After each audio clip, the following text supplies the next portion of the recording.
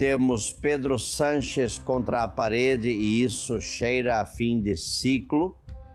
Senhores, acreditamos que ele pode ser acusado em questão de meses, talvez semanas, pela primeira vez, acusado de crimes graves, o primeiro-ministro da Espanha. Permita-me uma última pergunta, não com argumentos jurídicos, aqui apenas a sua opinião. O senhor acha que Sánchez poderia fugir da Espanha?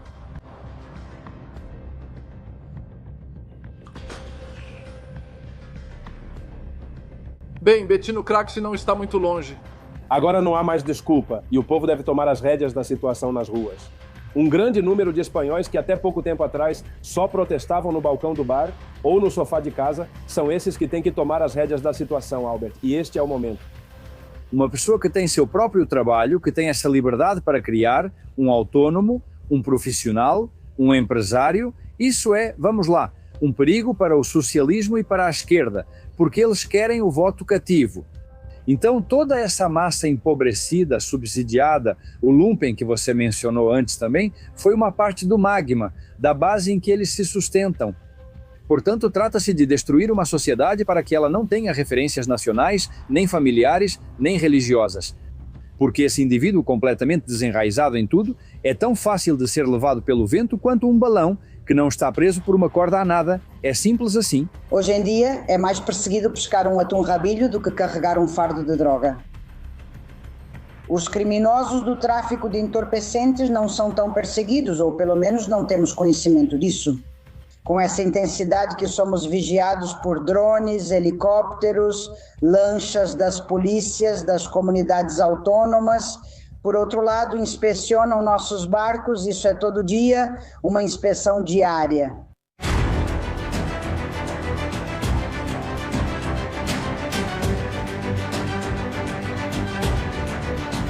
Castillón Confidencial de Albert Castillón.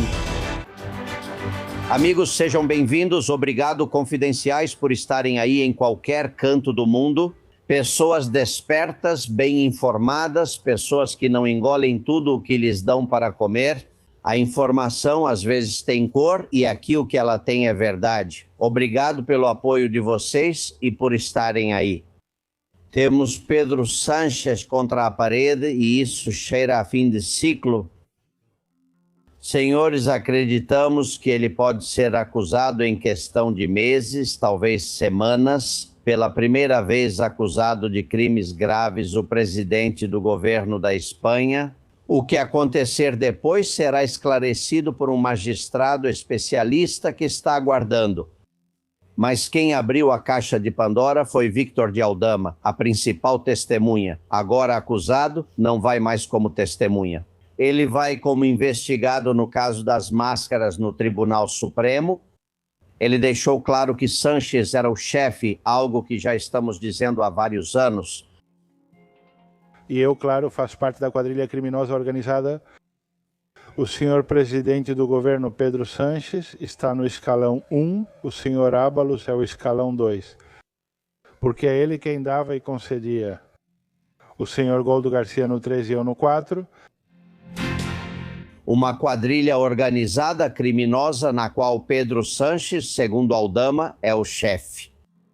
Era evidente que alguém tão controlador como ele, que controla tudo no partido, faz as listas, cuida de tudo, não deixaria que outros ficassem ricos sem participar.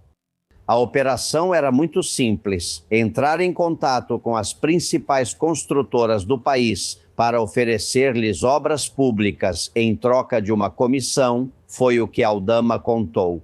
Que uma construtora possa contribuir, como quando doa dinheiro ao partido, bem, naquele momento eu não vejo, pergunto, se eu perguntar, digo, ei, e como vai ser feita essa doação para o partido? Ele disse, não se preocupe, depois falamos disso, mas sou eu que distribuo isso para o pessoal e eles doam ao partido. Portanto, Koldo, o homem de Sánchez, vai se encarregando de distribuir o trabalho das construtoras e repartir as obras públicas. Ábalos assina para que essa obra seja realizada, Sánchez supervisiona e quem recebe em dinheiro vivo é Víctor de Aldama. As empresas passam a me pagar em dinheiro vivo, que leva em espécie para Koldo Garcia e o Sr. Ábalos. Faço entregas de dinheiro em espécie no Ministério e na casa do Sr. José Luís Ábalos. E 60 mil euros eu levava em um envelope.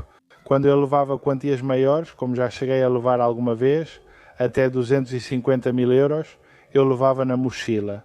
Quantias de 60, 80, 250 mil euros em espécie que eram entregues na casa do ministro ou no seu gabinete e depois eram repartidas. Quanto dessa quantia ficava com o número 1 era evidentemente financiamento para o Partido Socialista. E Sanches sabia disso a tal ponto que pessoalmente agradeceu a Víctor de Aldama. O presidente como uma pessoa da segurança. A pessoa da segurança, quando eu entro, sai. Só fica um Coldo, o presidente e eu. E o presidente me diz, muito obrigado por tudo. Sei perfeitamente o que você está fazendo e só queria te agradecer. Tiro uma foto com ele que é tirada pelo Coldo. Vocês perceberam? O segurança sai, eles não querem que o policial ouça a maracutaia. Que ouça que eles estão pedindo dinheiro de obra pública para se financiarem, para enriquecerem e também para financiar o partido. Senhores, depois do que ouvimos diante dos juízes, o indiciamento de Pedro Sanches parece inevitável, desde que Aldama comprove, como ele diz, pode comprovar.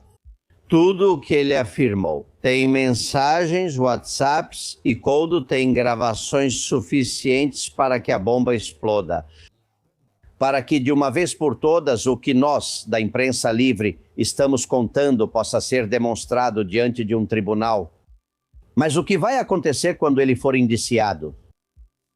Há um amigo que foi magistrado desse Tribunal Supremo, também juiz no Tribunal de Direitos Humanos de Estrasburgo, senhor Javier Borrego. Seja bem-vindo.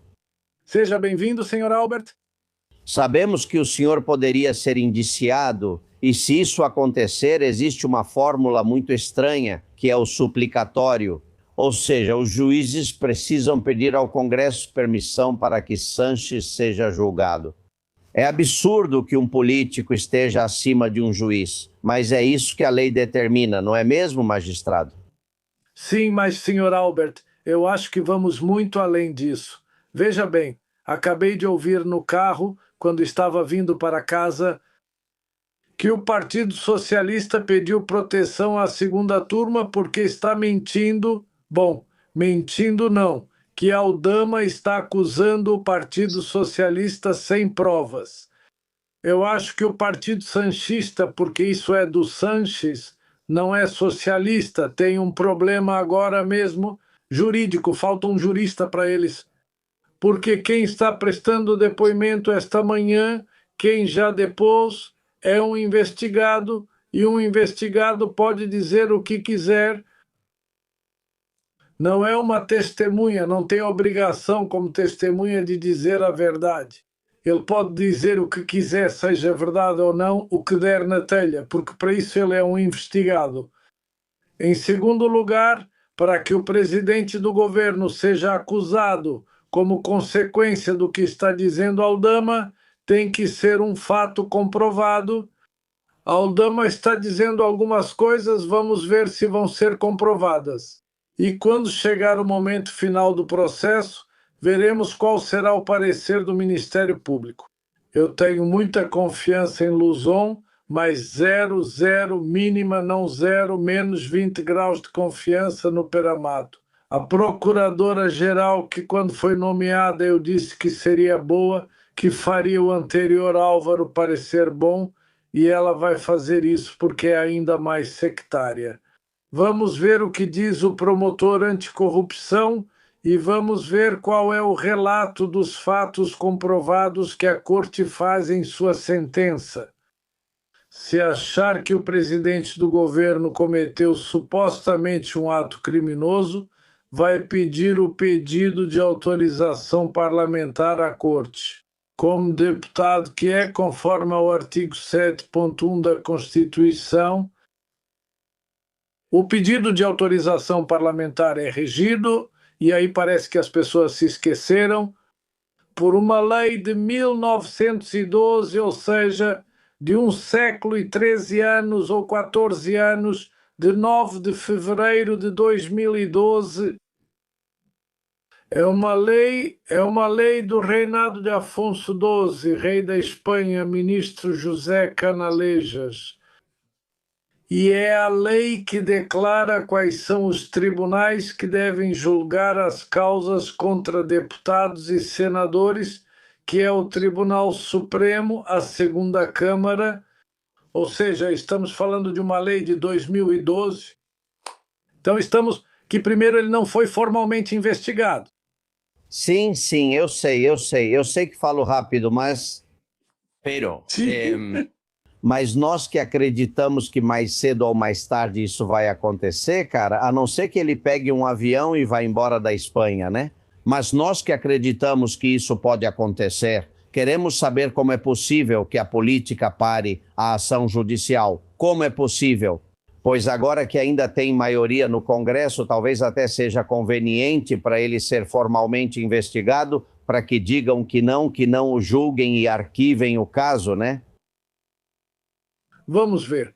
O artigo 7 da Lei de 1912, de mais de um século atrás, diz que se o pedido de autorização for negado, será feito o arquivamento livre, que significa arquivamento do caso.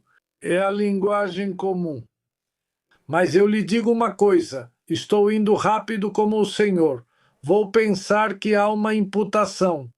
Vou pensar que pode haver um pedido de autorização, certo? De acordo com o artigo 771 da Constituição. Agora me diga, o que vai acontecer nas Cortes, no Congresso especificamente, que é a Câmara à qual pertence o presidente?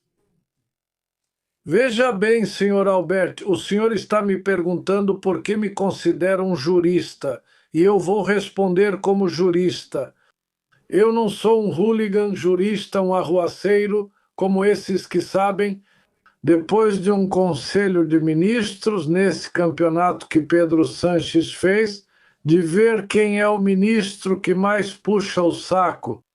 E há um ministro, Oscar Poente, que como jurista desqualifica o juiz Peinado. E eu, como jurista, ao ministro Oscar Poente, eu reconheço que tentou mudar o artigo 2º da Lei 5097, a lei do governo, você se lembra? Foi quando propôs ao ministro substituir a expressão presidente do governo por puto amo. Foi isso que ele quis, falar do puto amo em vez de presidente do governo. E depois o outro jurista que também está lá, tentando ver se ganha o prêmio de maior puxa-saco do Sanches no Conselho de Ministros, que é o ministro Bolanhos, mais conhecido por ter constituído uma sociedade anônima, cujo nome é bastante revelador. Demolições Judiciais, Bolanhos S.A., que está trabalhando a todo vapor em toda a Espanha. Como você sabe, já desapareceram os juizados, agora são sessões. Enfim, ele está fazendo o que não está no gibi. O que pode ocorrer no suplicatório? Eles podem ou não conceder? Bem, para começar, eles devem fundamentar a concessão ou a negação do suplicatório. Existem opiniões diversas. Se eles negarem, é possível processá-lo novamente quando ele deixar de ser deputado? Existem opiniões diversas. A doutrina não tem muita certeza. Eu estive analisando os pedidos de autorização concedidos e negados. E a verdade é que, como disse outro dia um socialista, acho que foi Rafael Simancas, neste século, no que levamos deste século, não houve nenhum indeferimento. Também não houve muitos pedidos. O último indeferimento foi em 1989, acho. Não, em 1998. Não sei o que vai acontecer. Mas o senhor me permite uma coisa, senhor Albert? Que eu corra mais do que o senhor? Vamos. Eu vou correr mais do que o senhor. O senhor já está com pedido de autorização em andamento, então eu vou me conceder indulto. Acontece que aqui, senhor Albert, o pessoal comenta que este governo quer que isso ande rápido para o governo indultar Ábalos, Koldo e companhia. Vamos ver, Sr. Albert, existe um artigo 102 da Constituição que regula a responsabilidade criminal do presidente e dos demais membros do governo, que será exigida se a acusação for por traição, e tem o número 3 do 102 que diz: a prerrogativa real de graça não será aplicável a nenhum dos casos do presente artigo. Senhor Albert, o governo de Aznar indultou o ministro Barrionuevo. E quem assinou foi o rei Juan Carlos. Eu acho que nenhum ministro pode ser indultado. É muito claro o 102, número 3. Sim, sim. Mas ele me diz, mas claro, do que a gente acredita até o que vão fazer, há um caminho. Permita-me uma última pergunta, não com argumentos jurídicos, aqui só a sua opinião. O senhor acha que Sanches poderia fugir da Espanha?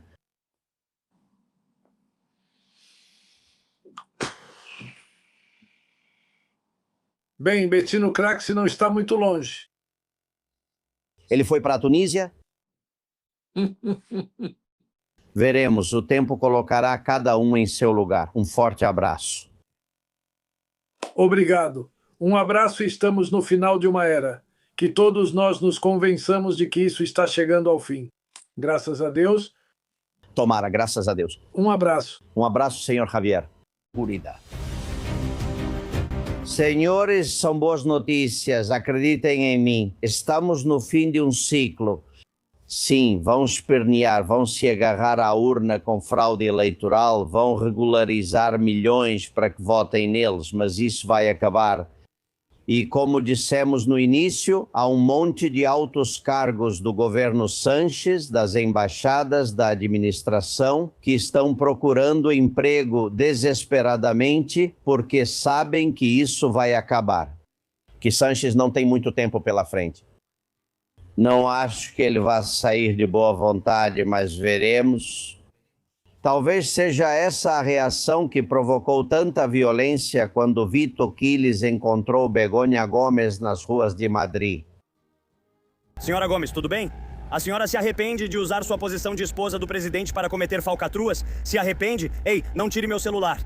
Senhora Gomes, a senhora se arrepende de usar sua posição como esposa do presidente para cometer falcatruas e nomear uma assessora com salário público? A senhora usou uma assessora paga por nós, espanhóis, para fins pessoais? A senhora se arrepende de ter usado sua posição de esposa do presidente para negócios, senhora Gomes? Tira essa merda. Para, não me bate, para, ei, policial, para, hein?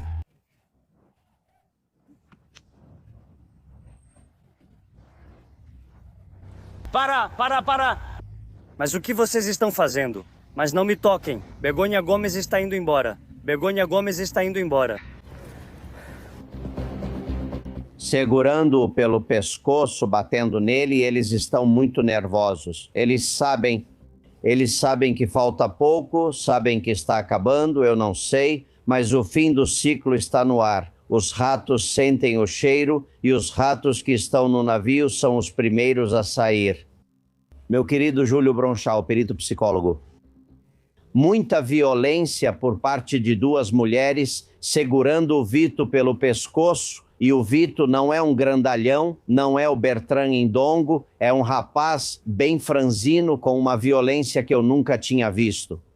Como você entende isso? Talvez você não tenha visto, nem eu, mas Begoña Gomes, possivelmente sim, não podemos esquecer que ela estaria próxima dos porteiros das saunas que beneficiaram sua família.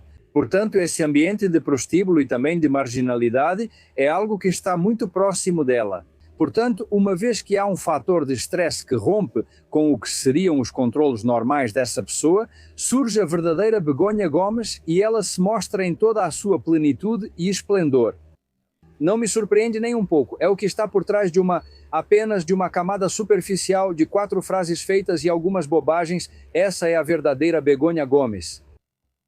É possível que ela estivesse olhando terrenos, porque Aldama ontem, uma das coisas que descobriu foi que Begônia Gomes compra terrenos em Madrid. Ele se interessou por um, mas disseram, esse é para a Begônia. Vem o Coldo Garcia e me diz que temos um problema com Campos Velasquez, que temos que retirar a oferta. Eu digo que não entendo porque temos que retirar a oferta e ele me diz que é porque a senhora Begônia Gomes, esposa do presidente do governo, Pedro Sanches, disse que quer o Campos Velasquez para ela. Então, mudam o jogo comigo, tiram o Campos Velasquez de mim, temos que retirar a oferta com tudo o que implica retirar a oferta é solicitado e com o fundo me oferecem um terreno que nem eles sabem de quem é a titularidade, que no final somos nós que temos que descobrir. Vendedora, compradora de terrenos, claro, aqui a gente tem que se perguntar quantos ela tem, né? Quantas propriedades na Espanha ou na República Dominicana, em lugares que ela frequenta, Begônia Gomes tem? Em nome de quem estão? Como ela pagou por elas? Foi pago em dinheiro ou ela recorreu a uma hipoteca? Tenho tantas perguntas, Júlio, que o que está acontecendo nos tribunais, eu já sei que em qualquer país isso implicaria a renúncia imediata de todo o governo. Mas eu tenho a sensação de fim de ciclo, eu estou com essa sensação que recebo informações de todos os lados, espero que não estejam me enganando. Sim, o que acontece é que temos que continuar pressionando, não é? E além disso, você faz perguntas muito corretas, quantas propriedades mais se tem? Mas a pergunta é, o que Begônia Gomes está fazendo circulando nesses níveis? Mas quem é Begônia Gomes? Quem diabos ela é para ter esse nível de influência? E a resposta é imediata, não precisa ser Sherlock Holmes, simplesmente é a esposa do presidente do governo, só isso. Então tudo aponta para a mesma direção, não precisa realmente ser muito perspicaz nem fazer grandes investigações.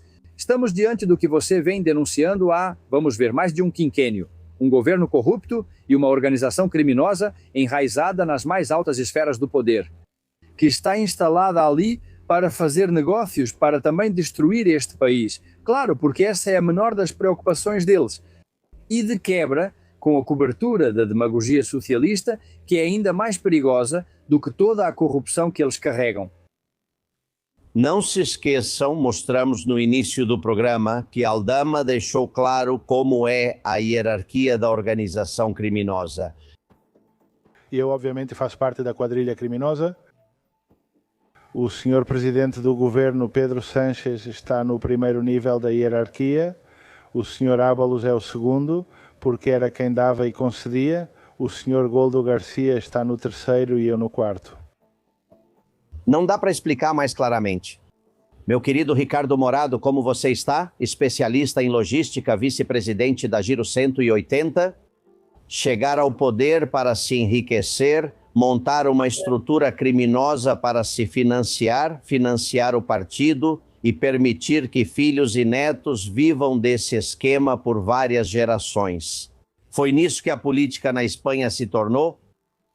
Você esqueceu de um passo anterior. Antes de chegar ao poder, eles já pensavam em se enriquecer. Se não, por que aquelas imagens que vimos outro dia do Congresso, daquele famoso Congresso da fraude ou da tentativa de fraude, já antes de chegar ao poder, eles estavam pensando em fazer o grande negócio. Infelizmente, digo infelizmente porque para aqueles que realmente acreditam que a política pode ajudar os cidadãos, isso é uma desgraça. Infelizmente, a política se reduz a isso, pelo menos aos olhos dos cidadãos. Por quê? Porque aqueles que mandam, aqueles que acabam circulando pelos corredores do poder e aqueles que acabam tendo poder, eles não se transformam no que vemos, pois já vêm assim de casa. Mas como não têm outro objetivo profissional além desse e além da política não conseguem sobreviver, então eles encaram a política não como um serviço ao cidadão, mas como algo além de uma simples relação de trabalho consigo mesmos. Não voltado para o cidadão, mas para eles mesmos. Eles encaram isso como algo além disso, como uma fonte de negócio sem fim e sem nenhum tipo de escrúpulo. E, infelizmente, os únicos que saem prejudicados em tudo isso somos nós de sempre, os que andam nas ruas e os que trabalham. Mas o Sanches, que é o que é desde que chegou, eu acho que ele não enganou ninguém. Ou seja, ele sempre trapaceou para chegar lá, sempre mentiu e sempre colocou a mão no caixa. Isso todos nós sabíamos. E mesmo assim, 8 milhões de espanhóis votam nele. E ele pega como faz tudo o porteiro de um prostíbulo, que eu entendo que é o mundo do submundo em que ele sempre se movimentou. Aqui falha a democracia, aqui falham os partidos que são capazes de levar uma pessoa assim em vez de descartá-la pelo caminho. E aqui falham os eleitores, Júlio. Aqui tudo falha. É uma falha sistêmica, poderíamos dizer, porque tudo está falhando, evidentemente. Vamos lá para fazer uma análise ordenada das coisas. A esquerda é o que é uma ideologia, é um movimento político que já demonstrou historicamente, para quem quiser se informar, seus reiterados fracassos. Todos os experimentos socialistas acabam como acabam. Morte, miséria, fome, destruição, perseguições políticas, perda da dignidade do ser humano por aniquilamento, isso está aí.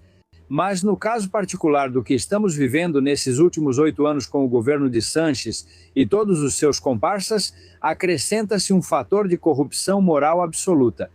Porque se sempre houve corruptos ligados ao poder, porque vem a oportunidade, uma posição privilegiada para fazer negócios, neste caso já chegamos ao ápice, já eram criminosos. Como bem diz Ricardo, antes mesmo de entrar na política de forma tão ativa, não é?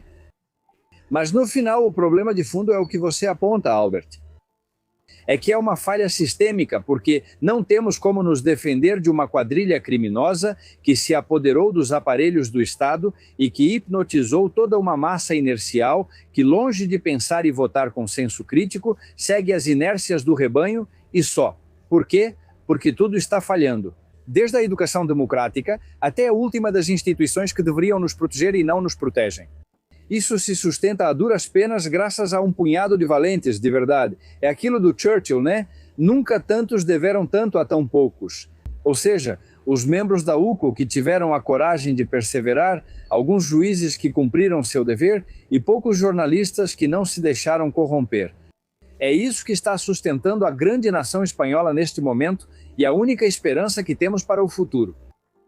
Sim, porque morado para Feijó, enquanto Aldama contava isso ontem diante dos juízes do Supremo Tribunal, um Feijó fraquíssimo, como sempre, sem muita energia, estava no Congresso e Sanches ria dele.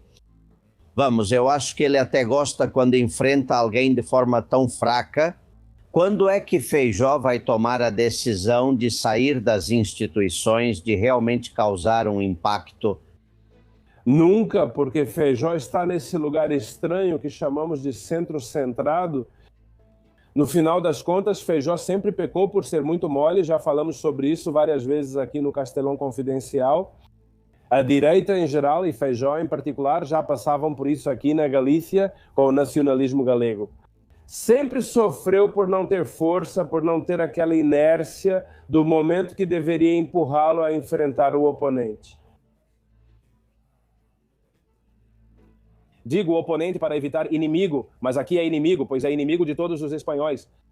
Mas sempre pecou pelo mesmo, é um excesso, não quero usar a expressão excesso de educação, mas talvez seja isso mesmo, porque a esquerda nunca foi educada, sempre enfrentou a direita e aos cidadãos de uma forma insultuosa e nós nunca soubemos enfrentá-la. A direita nunca soube enfrentá-la. Sempre levou o discurso para o seu lado graças a esse confronto constante e permanente. E Feijó, que como eu dizia para vocês, aqui na Galícia já sofria desse mesmo problema ao enfrentar o nacionalismo galego, agora com Sanches faz exatamente a mesma coisa.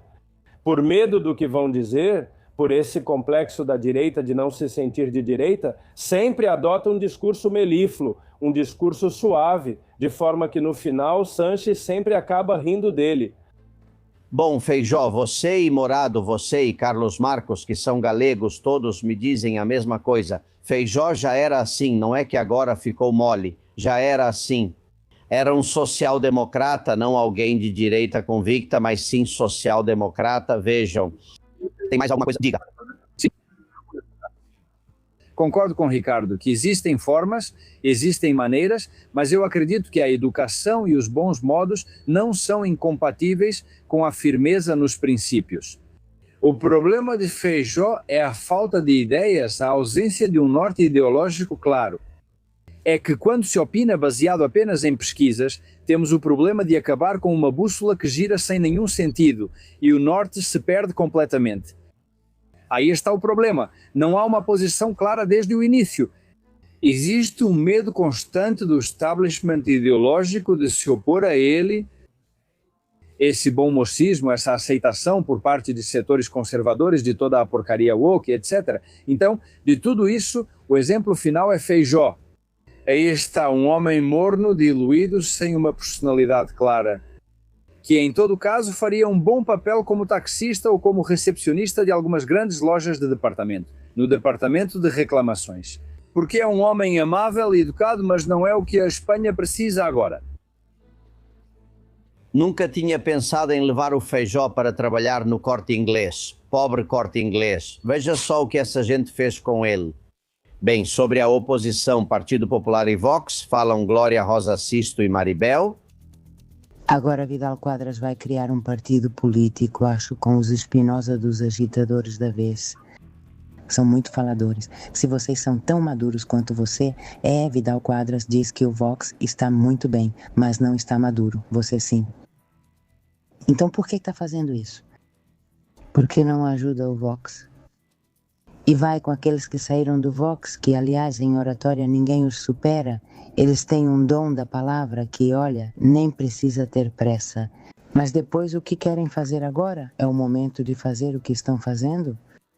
O Partido Popular e o Vox fizeram um acordo nas comunidades autônomas da Extremadura e de Aragão. Portanto, Partido Popular e Vox podem fazer acordos, mas eu acho que aqui o problema é a Génova 13. Porque a Génova 13 está sob as ordens de Bruxelas, e isso precisa ser dito. Vamos ver, o inútil do Feijó. Toda vez que vai ao Congresso fazer alguma pergunta para o sátrapa da Moncloa, ele acha que vai tirar algum proveito. E o que esse inútil não sabe é que Sanches está adorando a situação. Na teoria, com Feijó vive-se muito bem na oposição. Você se despreocupa de muitos problemas que a Espanha tem agora e dos que esse Pedro Sánchez vai deixar. Ele vai deixar uns problemas enormes, não enormes e gravíssimos, muito difíceis de resolver. O que acontece? Que você, estando na oposição, continua recebendo o seu salário, não tem problemas, não precisa lutar por nada e fica muito tranquila. É possível que o Feijó esteja muito confortável na oposição e eu permiti que este portal o chamasse de inútil porque é uma descrição, não um insulto. Ele não é útil como chefe da oposição, que fique claro porque aqui não gostamos de insultos de ninguém. Vejam, uma das máximas que estão acontecendo neste país é que a direita ainda não está unida ou a oposição ao Sánchez, seja lá o que for, não importa como chamem, não está unida e eles sim. Não há um único aliado do governo que, mesmo que digam que Sánchez é o número 1 de uma organização criminosa, o abandone. Nenhum. Todos. Tem o Bildu, PNV, Esquerra, Junts, todos Coalizão Canária, todos juntinhos.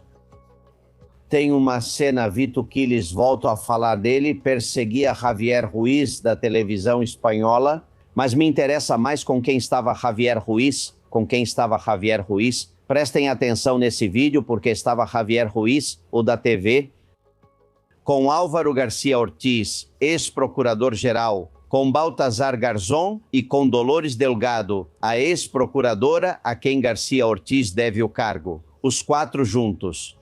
Eles sim estão unidos. Senhor Ruiz, como vai? Como está? O que acha da condenação da televisão espanhola por fake news sobre Ayuso? E o senhor também foi condenado?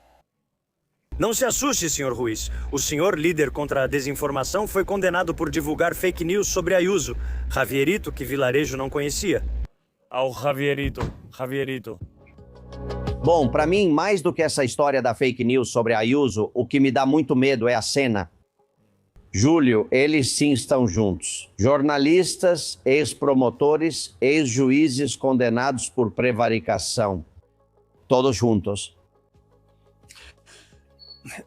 Não tenho outra escolha a não ser recorrer aos clássicos. Você vai se lembrar do nosso prêmio Nobel Benavente quando ele dizia aquilo: vocês não criam afetos, criam interesses. Realmente, o que une as pessoas são os interesses. Ou seja, a união entre piratas não é novidade. Ou seja, ali existe um botim que precisa ser alcançado. Existem partes. Isso em determinado momento pode se romper, como aconteceu com Aldama. Mas une a todos eles, além disso, um mesmo horizonte. Um horizonte que pode até ser penal, e isso faz com que a solidariedade entre todos seja grande. Como os condenados que estavam amarrados a uma galé, os galeotes, agora precisam remar todos na mesma direção, porque senão, amarrados como estão à galé, vão afundar. Não me surpreende essa solidariedade entre criminosos, já que ali havia várias condenações, não é? Sim, bom, mas olha, Dolores Delgado, tiraram ela da Procuradoria-Geral, mas nunca faltou trabalho para ela.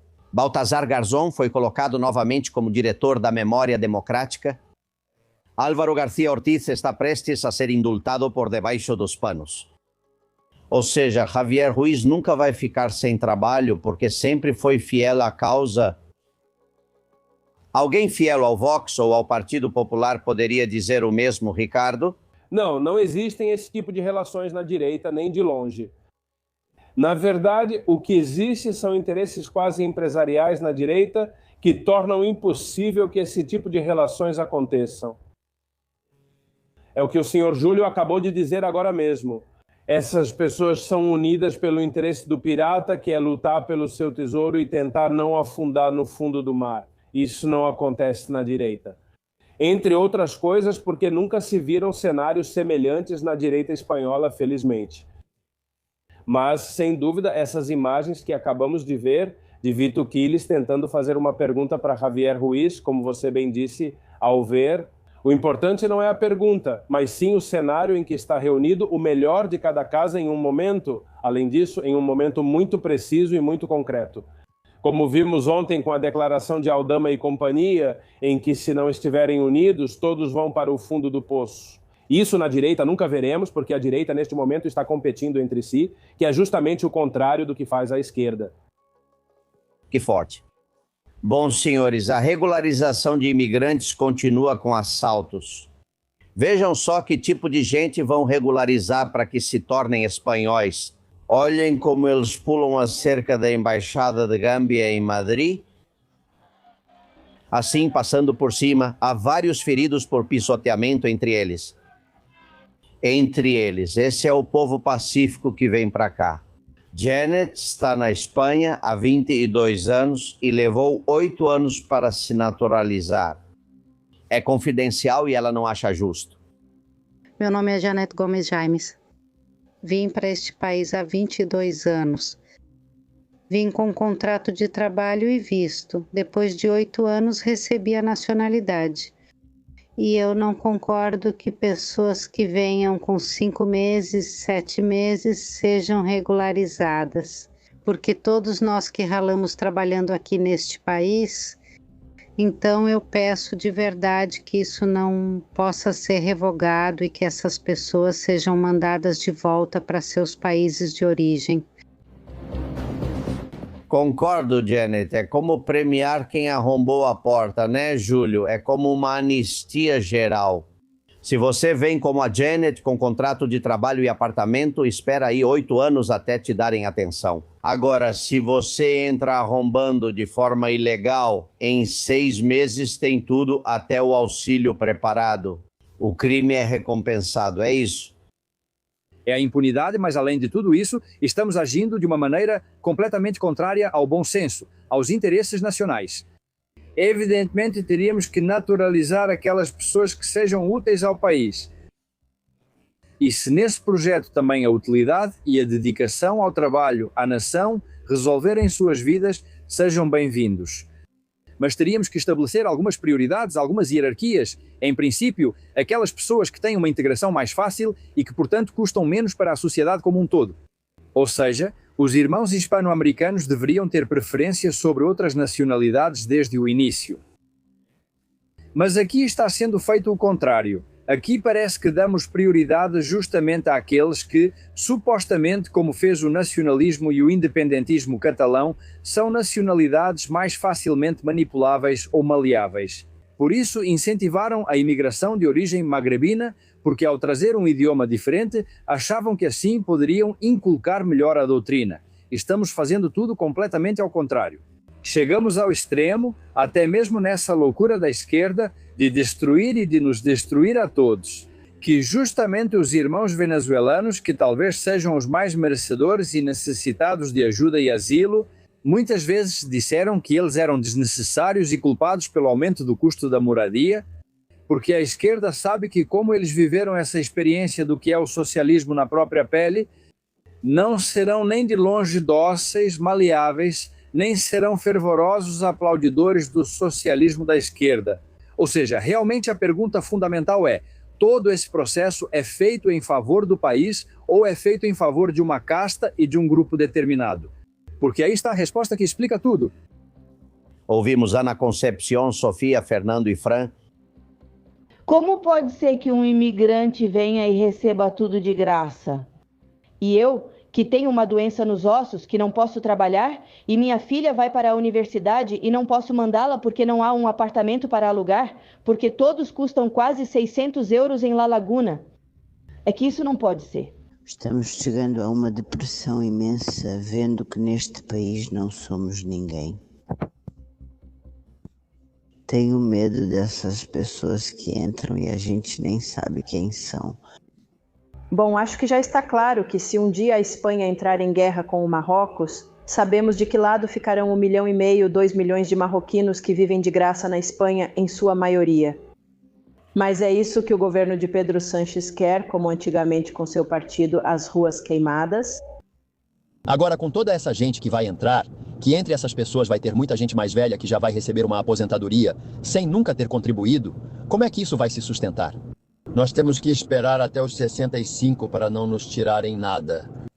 Uma proposta que eu gostaria de fazer ao regime sanchista, que sim, olha, eu sou a favor de regularizar aqui todos os imigrantes ilegais e que se dê auxílio e se dê tudo para eles, mas para cada imigrante que for regularizado, que receba auxílio, uma casa e tudo o que estamos dando, porque isso é real, estamos dando que um espanhol seja regularizado e receba auxílio e casa no país de origem dessa pessoa, por exemplo, no Marrocos. É verdade, e já falamos sobre isso aqui, nem na Colômbia é fácil regularizar um espanhol, nem no Marrocos, nem em nenhum dos países cujos cidadãos aqui têm tudo muito fácil. Vejam o caso de Luiz. Vários imigrantes foram registrados na casa dele e agora ele está sendo acusado de falsidade documental. Ouçam. Há alguns meses, meu inquilino me ligou sobre uma propriedade que tenho e disse que alguns magrebinos tinham se registrado lá. Fui até a prefeitura, que fica nos arredores de Barcelona. Disseram que havia 2 marroquinos lá com contrato e carta de pagamento do primeiro mês. Eu disse, isso é impossível porque eu sou o proprietário, nós somos os proprietários e aqui tenho um contrato de aluguel com um senhor, uma família. 15 dias depois, algo assim, a polícia me liga, os moços de esquadra, dizendo para eu comparecer pessoalmente. Chego à delegacia e me dizem que tenho uma denúncia feita pelos moços de esquadra por falsidade documental. Um marroquino apresenta contrato ilegal e nada acontece. Ainda regularizam sua situação. Você acredita nisso? No final das contas, ainda vão colocar a culpa nele? Existem prefeituras, não sei se na Galícia, Ricardo, mas aqui em Madrid, com certeza, e em Barcelona, há prefeituras que registram 1.000 ou 2.000 imigrantes para que esses imigrantes possam receber auxílios e os registram no mesmo prédio municipal. Aqui, felizmente, na Galícia, ainda não chegamos a essa situação. Mas se você se lembra, na semana passada falávamos de novas situações que estavam surgindo em pequenos vilarejos aqui na Galícia, com relação à imigração e à criminalidade que antes não aconteciam. Quando digo antes, digo há bem pouco tempo não aconteciam, mas que agora já estão acontecendo. Que a Galícia era aquele pequeno reduto isolado da geografia espanhola, ao qual a imigração ilegal ainda não tinha chegado completamente. E que neste momento eles estão aqui, já estão aqui nas ruas de Ferrol, pelas ruas de Ferrol, está havendo muitos problemas de insegurança, situações que há um ano não aconteciam, há 6 meses quase não aconteciam, mas de 2 ou 3 meses para cá, eles já andam livremente pelas ruas de Ferrol. Então, claro, essas situações de registro que estamos ouvindo e que você mesmo está descrevendo, Albert, não vai me surpreender se daqui a 2 ou 3 meses isso estiver acontecendo na própria prefeitura de Ferrol, de Narbonne, de Fenech ou em qualquer uma das cidades vizinhas que tenho ao meu redor. Infelizmente, a situação criada, a situação que a esquerda, o governo socialista criou neste país, nos obriga a ter que brigar, e é a única palavra que me vem à cabeça, a ter que brigar para poder sobreviver daqui a pouco. Porque esse efeito chamada, essa situação que faz com que qualquer imigrante possa se regularizar com um bilhete de metrô ou com um contrato mal feito, deu errado. Como o que estava falando o nosso informante, vai ser o pão nosso de cada dia e o problema real vai ser para as pessoas honestas. A criminalidade está sendo recompensada. De fato, se recompensa o criminoso e se recompensa quem entrou de forma irregular neste país e se recompensa todo aquele que não fez o que deveria ter feito. E há uma segunda mensagem, que é a mensagem que está sendo enviada a todos esses imigrantes que fizeram tudo o que tinham que fazer, no tempo e da forma correta, para regularizar sua situação. Está se dizendo a eles: vocês foram ingênuos, deveriam ter esperado o próximo decreto. Vocês perderam tempo fazendo as coisas como deveriam ser feitas. Essa é a mensagem que estamos enviando para aqueles que fizeram as coisas de maneira honesta e legal neste país. Tem que haver um plano, Júlio, que não seja só... Eu acho que tem mais coisas, não só o plano de que votem em mim daqui a um tempo, ir semeando ou destruindo a paz nas ruas. Dizem que, para clamar que venha a ultradireita e o fascismo, essas coisas, provocar que se acenda o pavio da xenofobia ou do racismo. Tem aqui algum plano, sem dúvida, malévolo por trás, para tentar ir destruindo a Espanha, que é do que estamos falando? A primeira coisa é, começando pelo próprio voto, a desvalorização do que é a soberania nacional. Tão simples assim.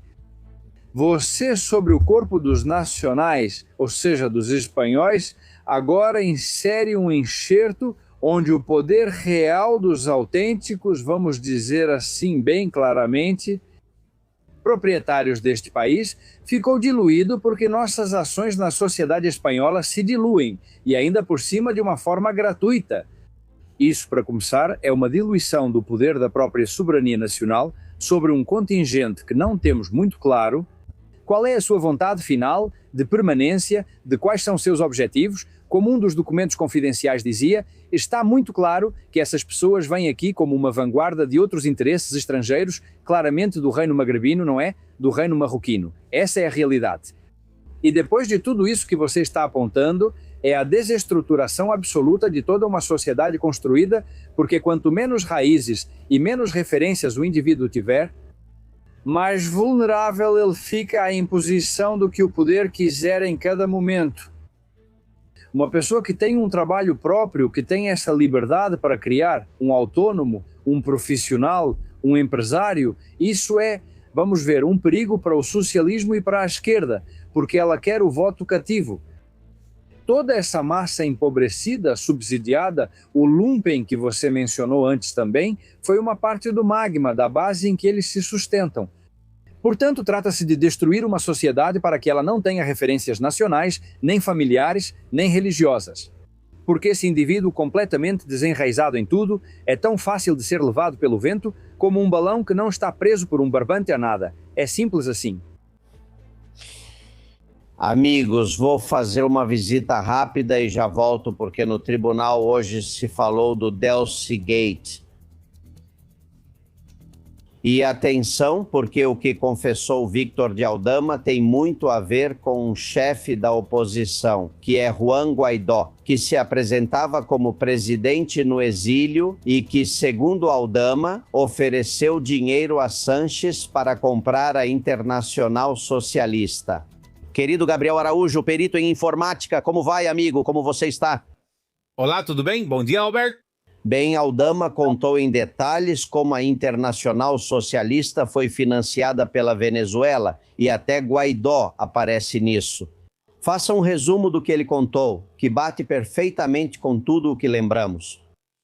Sim, de fato, porque essa sequência de fatos que Aldama relata bate com as provas que já existiam, que já foram apresentadas, e realmente o surpreendente aqui foi o depoimento de Aldama, apontando diretamente para um financiamento ilegal vindo da Venezuela para impulsionar Pedro Sánchez com a presidência da Internacional Socialista, ou seja, temos aqui um escândalo, primeiro que é a questão do financiamento ilegal, e depois que esse tipo de cargo é comprado, ou seja, colocando dinheiro já se consegue a presidência.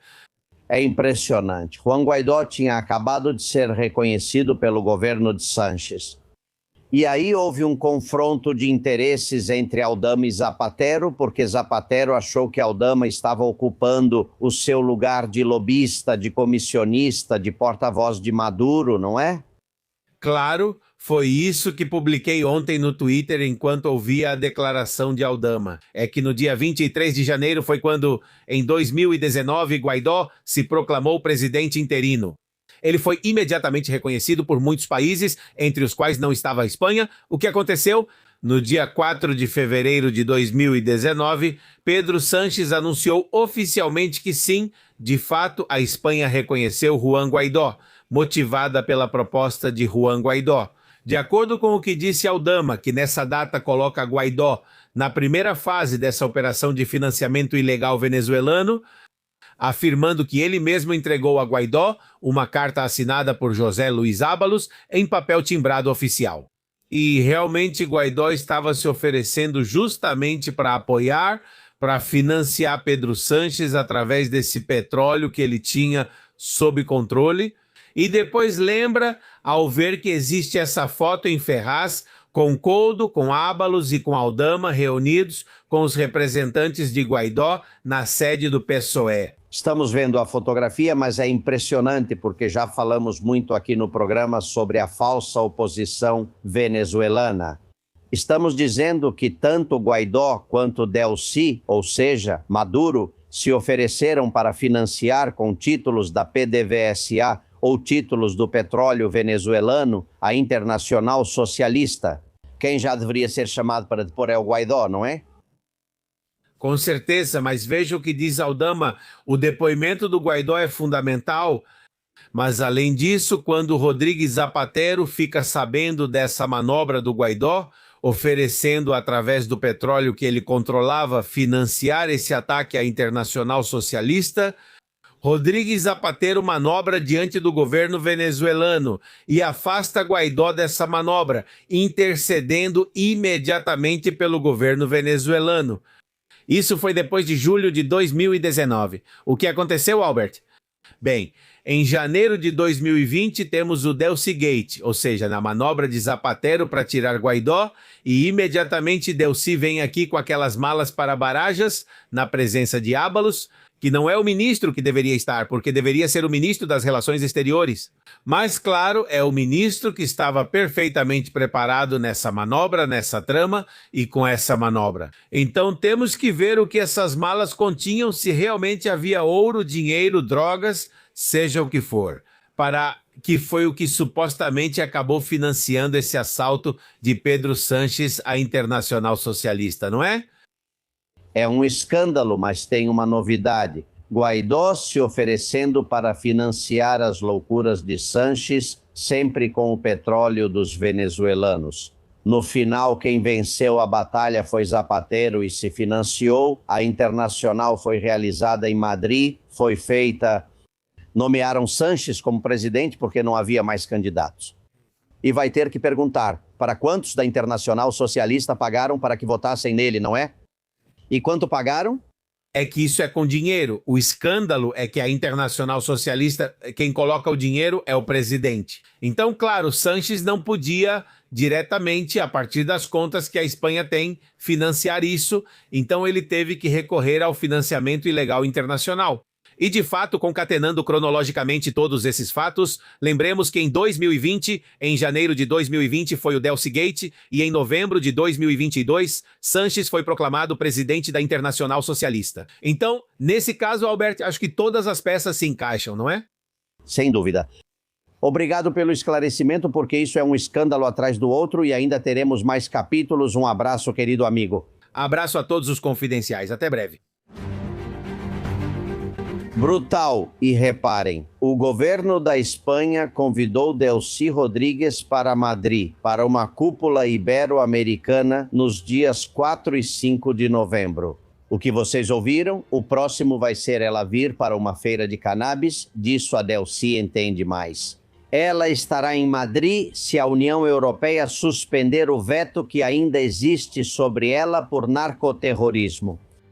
E pediram Álvares, o ministro das Relações Exteriores, cara, que deixem ela vir. Claro, se é amiga e financiou o chefe, como não vão deixar. Continuam conosco Júlio Bronchal e Ricardo Morado. Isto é um apaga e vamos ouvir Guilherme José Luiz sobre o governo da Espanha. Eu sugeriria ao senhor Ábalos e ao senhor Coudo que entrassem em contato com o senhor Amedo e com o senhor Domingues, para que os aconselhasse sobre o que Felipe González fez com eles, prometendo tirá-los da prisão em breve e o tempo que ficaram. No final, o problema do socialismo é que os ratos se comem entre si. Na Espanha, há um ditado que diz: dividir para conquistar. Se o que vai ser preparado para maio, seja lá o que for feito em todas as províncias, ou seja, em todas as capitais de província da Espanha. Acontece que Marlaska não pode simplesmente reunir toda a UIP e mandá-la para lá para controlar. Não é má ideia. Vou dizer isso para quem está organizando aquilo que ainda não me deixam contar para maio, mas que eu acho que é bom. Ouvimos Xavier sobre o Tribunal de Contas. Se sabe que o PSOE pagou por fora e, portanto, suas contas devem estar irregulares e isso é ilegal, por que o Tribunal de Contas não abre um processo e começa a investigar o financiamento ilegal? Olha, é muito simples, porque essa senhora que você vê, Henriqueta Chiclana, é a presidente do Tribunal de Contas e é socialista até a medula. E, além disso, o Partido Popular votou a favor. Isso acontece muito. Eles chegam a acordos, eu te dou o Tribunal de Contas, você me dá... Bom, então o PP apoiou que essa mulher, que foi candidata do PSOE ao Senado, membro da Federação de Mulheres Progressistas, quer dizer, ela é filiada de carteirinha, foi nomeada presidente do Tribunal de Contas. Enquanto ela estiver lá, o Partido Socialista nunca será investigado por financiamento ilegal pelo Tribunal de Contas. Se isso não é uma ditadura, que alguém venha e diga: Ricardo, o Partido Popular está sempre em todas as confusões. Eles estão sempre envolvidos, interesses compartilhados, como dizem. Eu estava te ouvindo falar e me lembrei daquela famosa frase: de quem depende o Ministério Público. Hoje em dia, essa frase pode ser completada com qualquer instituição. De quem depende o Tribunal de Contas ou qualquer outra coisa, a resposta será sempre a mesma. Bom, o amigo Borrego, o magistrado, no início do programa dizia: quem indultou Barril Nuevo pelo Gal? José Maria Aznar, quantos interesses compartilhados com essa troca de favores que é exaustiva? Mas a sensação que passa para a opinião pública é que aqui existe uma casta, Júlio. Agora e antes, com Sanches já é uma casta de marginais, da criminalidade mais baixa, das drogas, da prostituição, de coisas que muitos de nós nunca vivemos, mas são uma casta. Eles têm sua própria justiça, suas leis, seus planos para fugir, eles vivem em outro mundo. Eles não são como nós, que somos mundanos e vulgares eleitores a cada 4 anos, claro, é assim. A impressão é de uma metástase generalizada, sistêmica por todo o corpo, não só político e administrativo do Estado, mas também da própria sociedade, que acabou se contaminando e se acostumando a esses níveis de corrupção. Realmente, o único futuro deste país é um reset absoluto e é preciso virar tudo do avesso. Talvez a expressão mais adequada seja a de uma virada de 180 graus, que é mudar completamente e questionar tudo desde o começo. E todos que participaram e colaboraram com esse regime corrupto, a princípio, deixados de lado e em quarentena, são suspeitos porque de uma forma ou de outra foram cúmplices. há uma reflexão interessante. Por exemplo, voltando, e vem à mente o que aconteceu naquele famoso Comitê Federal onde vimos como verdadeiros trapaceiros, enquanto Sanches distraía, seus comparsas colocavam urnas para ver se conseguiam trapacear e tal. Todos que estavam lá sabiam o que aconteceu e mesmo assim depois ficaram calados. E temos a cara de pau de ver a andaluza, como ela se chamava, a Susana Dias? Correto, a Susana Dias. A vemos ali ao lado da Susana Griso ou da outra Susana todos os dias falando e dizendo coisas e ficaram calados durante anos sobre essa sujeira igual ao Borrell. Todos são culpados, absolutamente todos. Portanto...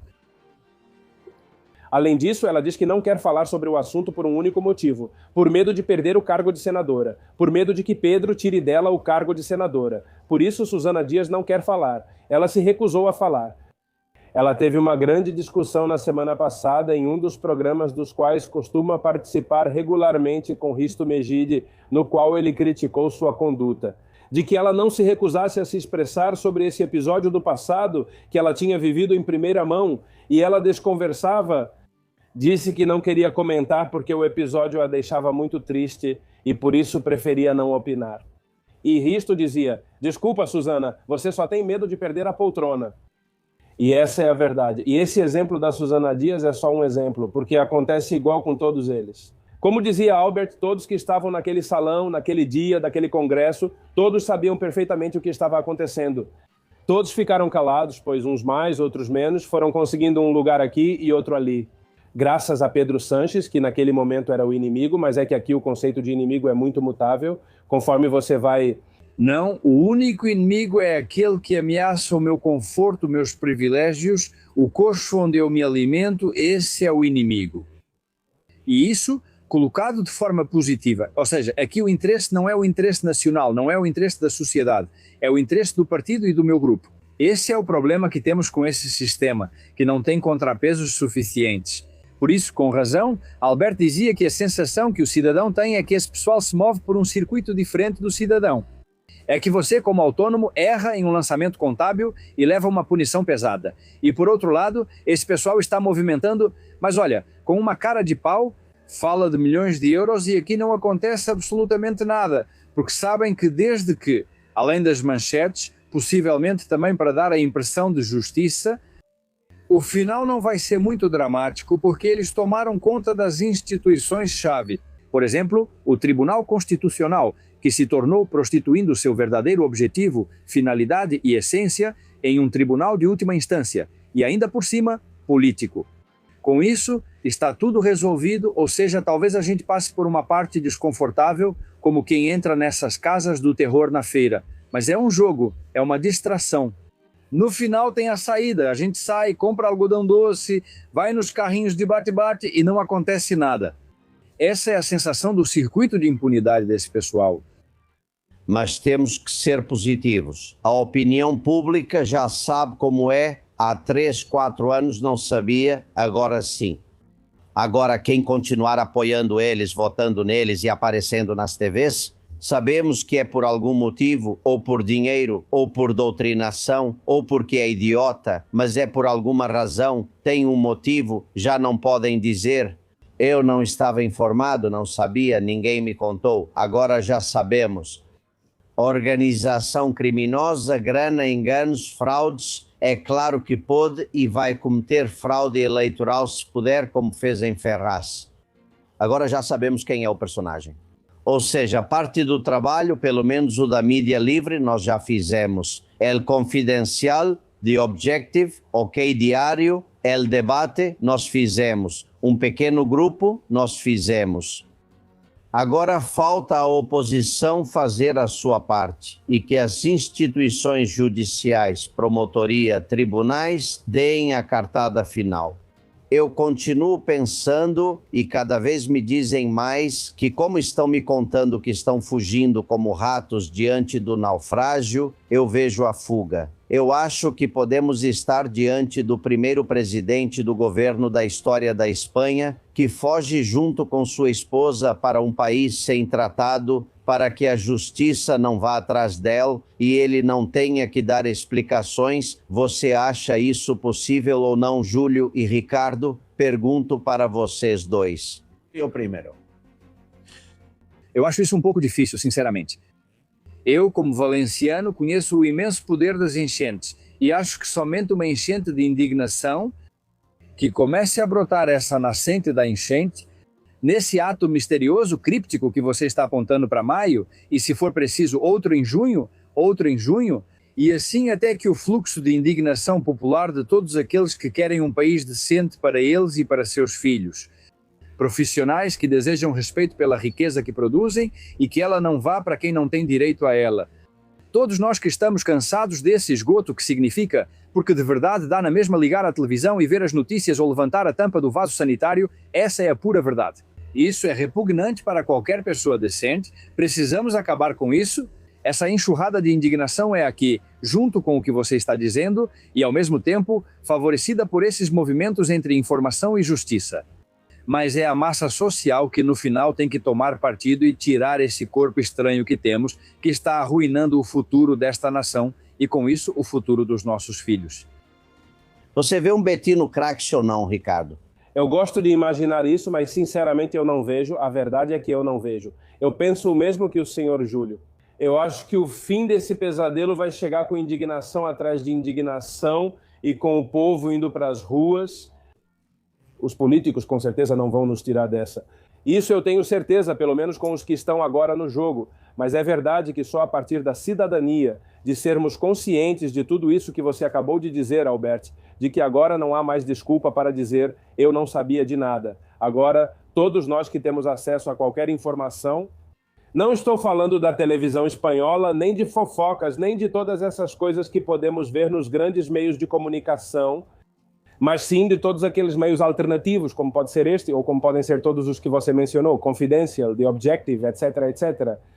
Até mesmo em grandes emissoras generalistas, como pode ser o programa do Iker, temos acesso a informações diretas e verídicas diretamente de Ketty Garas e de toda essa gente que está expondo as vergonhas de toda essa turma. Agora não há desculpa, as pessoas comuns é que têm de assumir as rédeas da situação. Vão existir esses 8 milhões de eleitores que você mencionou que vão continuar fiéis ao pagador? E quando falo do pagador, acho que já não preciso dizer mais nada. Sim, isso vai continuar existindo. Mas há um grande número de espanhóis que até pouco tempo atrás só protestavam do balcão do bar ou do sofá de casa. São esses que precisam tomar as rédeas, assumir a situação, e este é o momento. Vamos para a redação. Suzana Gás, últimas mensagens. Um abraço para vocês da redação do Castilhão Confidencial.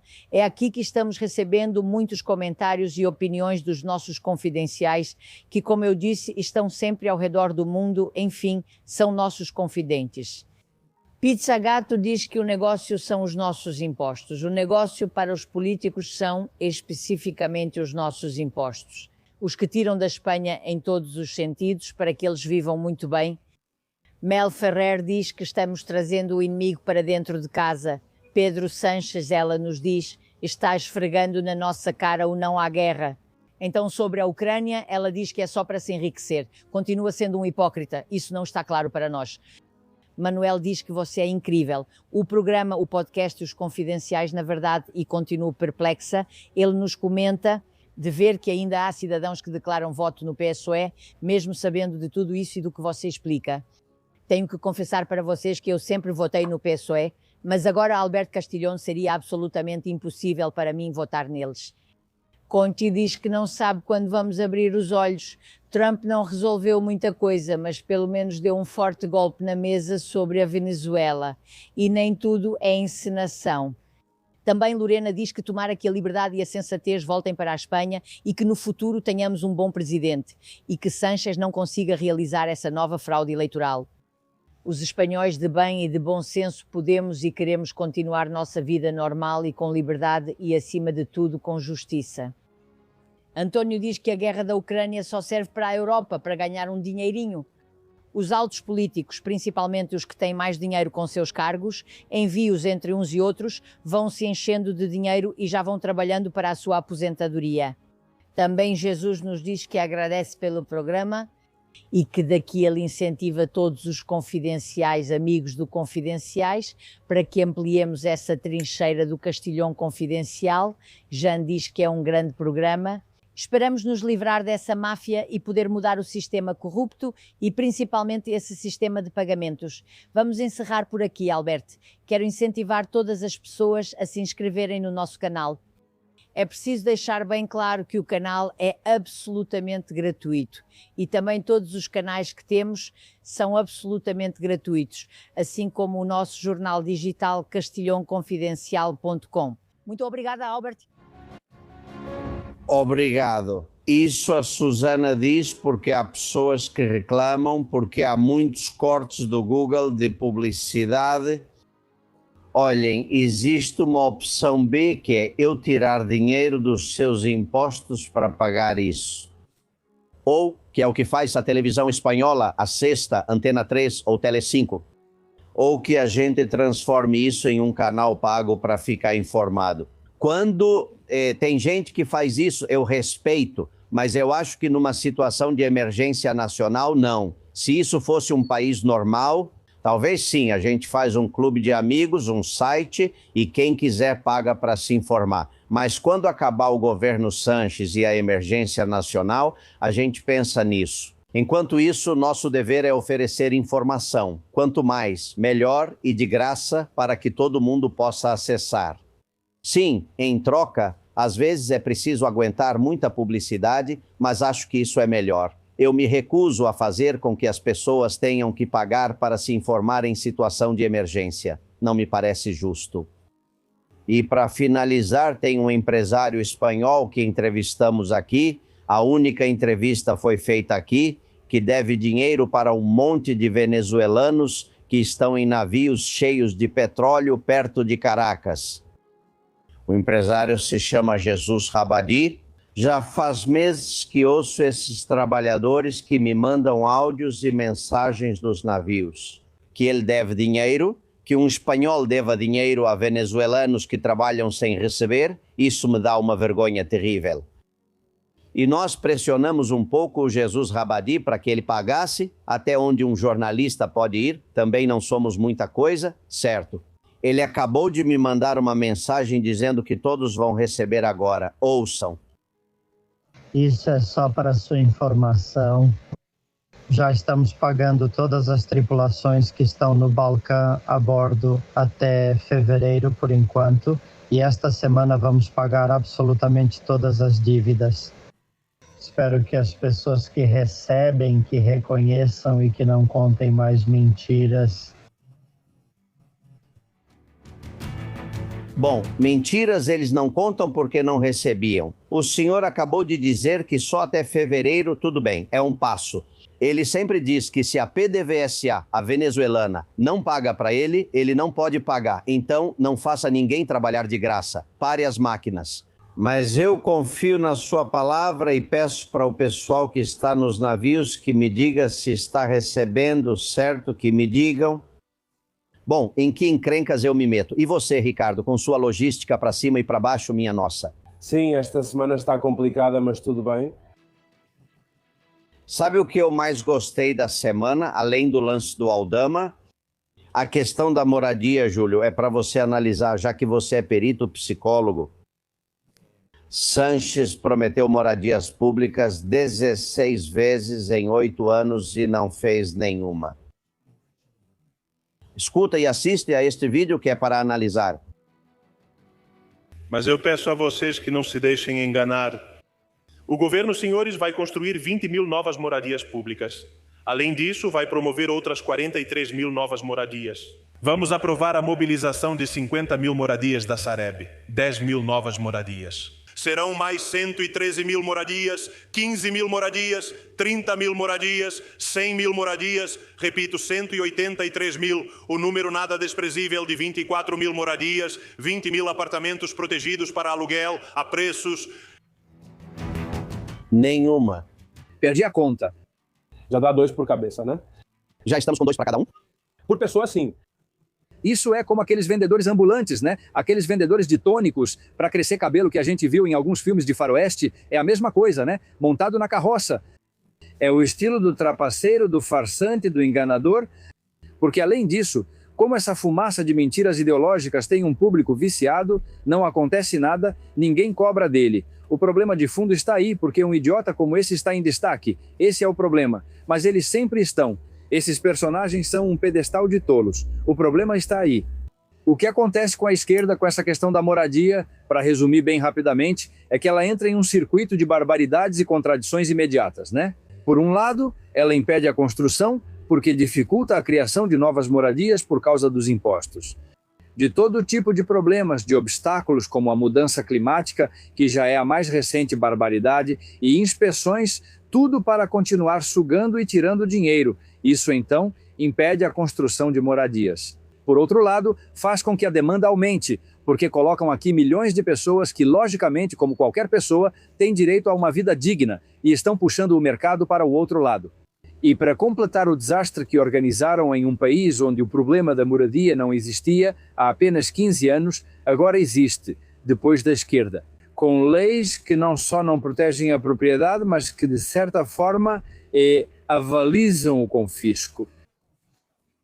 E no final das contas, acabam culpando o pobre poupador que investiu seu dinheiro em uma casa, tornando-o responsável por toda a catástrofe que eles mesmos causaram.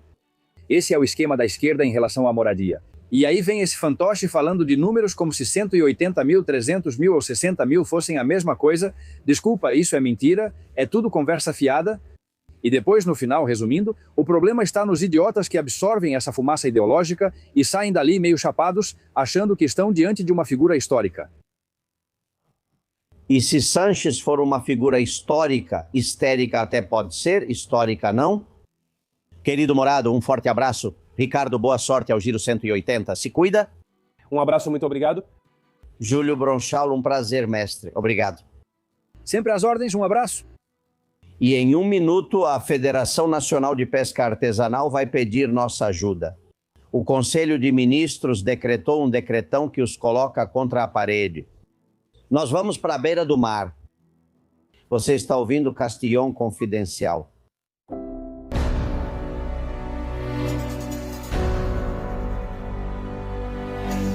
Senhores, o governo da Espanha ataca os autônomos aumentando a contribuição, ataca os agricultores com o acordo do Mercosul, junto com o governo europeu, e agora ataca os pescadores. Acabaram de aprovar um decretão no último Conselho de Ministros que praticamente sentencia os pescadores mais humildes da Espanha à pesca artesanal. Existem mais de 5.300 barcos em toda a costa espanhola que se dedicam a isso, famílias inteiras que vivem disso. Eles limitam as capturas, especialmente de atum-rabilho, tornam a vida deles impossível. Isso sim, a entrada de peixe, camarão, frutos do mar, polvo, vindos do Marrocos, por exemplo, ou da Mauritânia, é constante no nosso país e nas nossas peixarias. O que está acontecendo? Como podemos distinguir o que é nosso do que vem de fora? Dizem que o Conselho de Ministros acabou de aprovar é um golpe mortal para a maioria das famílias que vivem, e são muitas dessas 5.300 embarcações. A presidenta da Federação Nacional da Pesca Artesanal, Carmen Dias, seja bem-vinda. Como a senhora está? Muito obrigada pelo convite. Estou bem, graças a Deus, com saúde. O que o governo aprovou? O que foi feito? O conteúdo que traz o Real Decreto, onde 87% das possibilidades de pesca que a Espanha tem do atum-rabilho, 87% vão para 4 empresas privadas. Enquanto a frota artesanal de toda a Espanha só conta, estamos falando de artes menores, só conta com 3% do total da cota. Isso é uma ofensa, isso é um ataque à dignidade do pescador, um ataque direto. Me dizem que, além disso, são extremamente rigorosos com a normativa. E se pegam um pescador de pesca artesanal pescando um atum azul sem permissão, as multas são altíssimas. Ele é perseguido e punido como um criminoso. E estão ganhando a vida. Se tem permissão ou não, são questões administrativas. Isso entra em choque direto com a realidade social de um setor que está passando por muitas dificuldades na Espanha. Há um homem em Águilas, em Múrcia, que pescou 2 atuns rabilho. O Seprona está pedindo para ele uma multa de 600 mil euros. Desse jeito, algum pescador pode acabar na prisão por pescar um atum rabilho. Estamos contando uma loucura, mas é bem possível, não é, Carmen? Hoje em dia, pescar um atum rabilho é mais perseguido do que carregar um pacote de drogas. Aos criminosos do tráfico de entorpecentes. Eles não são tão perseguidos, ou pelo menos não temos conhecimento disso com essa intensidade, enquanto nós somos vigiados por drones, helicópteros, lanchas das polícias das comunidades autônomas. Por outro lado, inspecionam nossos barcos, isso é diário, praticamente uma inspeção por dia, quando não é um barco, é outro. Somos empresárias da pesca, estamos gerando empregos diretos, estamos gerando riqueza, estamos fornecendo à população alimentos de muita qualidade. Fomos nós que alimentamos as pessoas quando a Covid não permitia que entrasse alimento de nenhum lugar, a frota artesanal. A única que continuou trabalhando durante toda a pandemia foi a frota de artes menores. E a do cerco, que abasteceu a população, os refeitórios comunitários, os hospitais, com peixe de qualidade. E em vez de recebermos um prêmio, estamos sendo castigados pelo próprio governo. É uma loucura. De verdade, o que você diz é surpreendente, mas é assim mesmo? Punem mais por pescar um atum rabilho do que por carregar um fardo de droga. É impressionante. Me diga, o que acontece com os produtos que vêm principalmente do Marrocos, da Mauritânia, de diferentes lugares? Estou falando de camarão, estou falando de algumas espécies de peixes.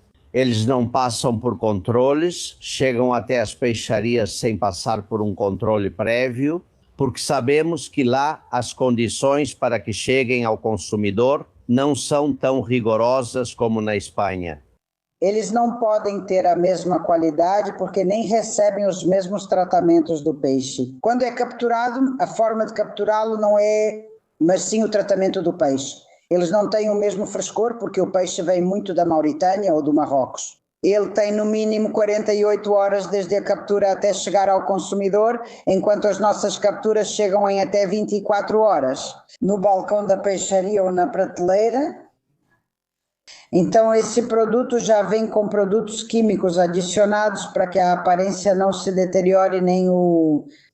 Mas isso realmente prejudica muito o valor nutricional, o sabor e a qualidade do produto, evidentemente. E depois competem no mercado com os mesmos preços que os nossos. Então a gente pensa, para que estamos produzindo?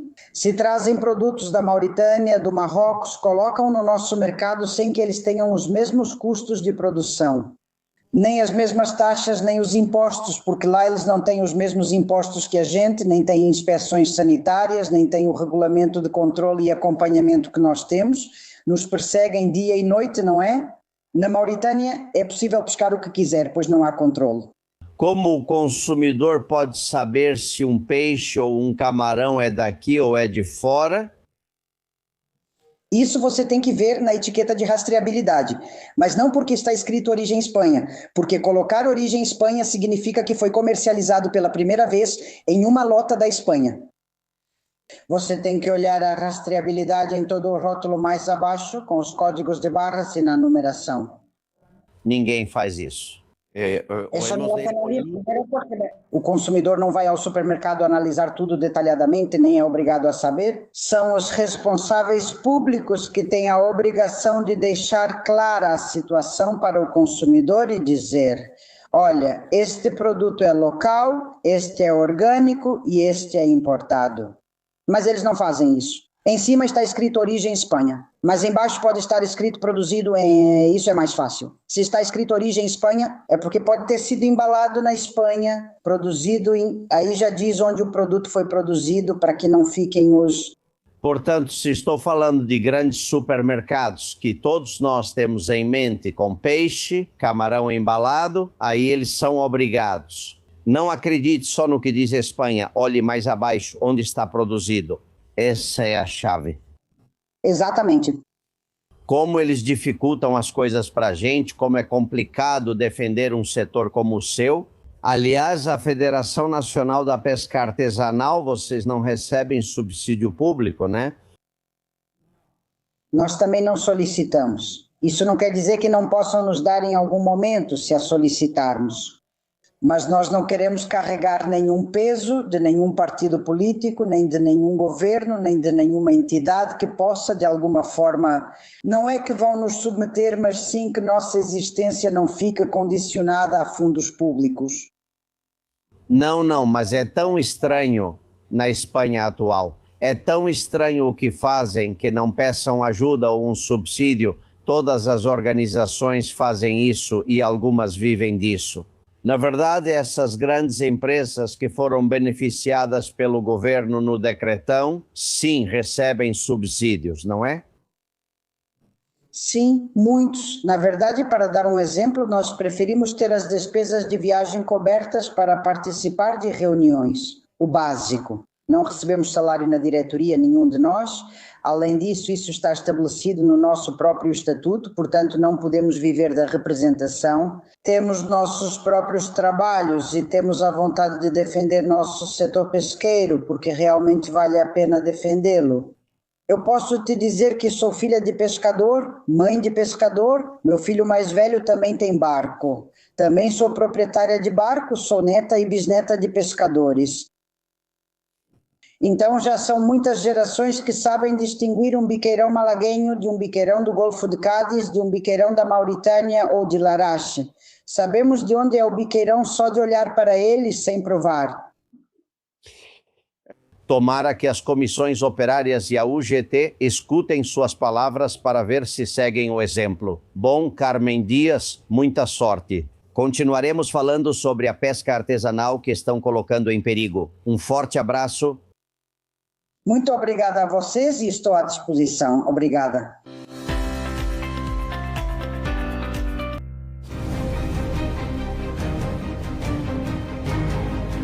Amigos, falamos de história com Paco Álvares, nosso historiador, e hoje vamos mostrar por que os espanhóis não precisam pedir desculpas ao México pela conquista.